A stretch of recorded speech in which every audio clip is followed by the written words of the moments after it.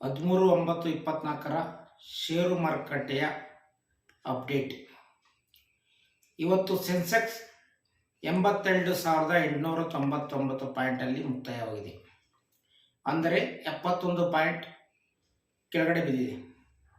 ಹಾಗೆ Nifty 50 25,350 ಪಾಯಿಂಟಲ್ಲಿ stop ಆಗಿದೆ. ಅಂದರೆ 32 ಪಾಯಿಂಟ್ ಕೆಳಗಡೆ ಬಿದ್ದಿದೆ.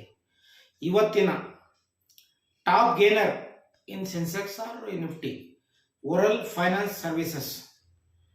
ಅದು ದರ ನಿಗದಿಯಾಗಿರೋದು ಇವತ್ತಿಗೆ 1,261ಕ್ಕೆ ಇವತ್ತು ಗೇನ್ ಆಗಿರೋದು 686 ಪಾಯಿಂಟ್, ಅಂದರೆ 5% ಗೇನ್ ಆಗಿದೆ ಇವತ್ತು. ಟಾಪ್ ಪ್ಲಾಜರ್ಸ್ ಬಲರಾಜ್ ಚಿಮ್ಸ್ ಷೇರು ಮಾರುಕಟ್ಟೆ ಮುಕ್ತಾಯಕ್ಕೆ ಬೆಲೆಗೆ 557%, ಅದು ಬಿದ್ದಿರೋದು 15 ರೂಪಾಯಿ, ಅಂದರೆ 2.7. ಇವತ್ತಿನ ಷೇರು 13ನೇ ತಾರೀಕಿನ ಷೇರು ಮಾರುಕಟ್ಟೆಯ ಮುಕ್ತಾಯದ.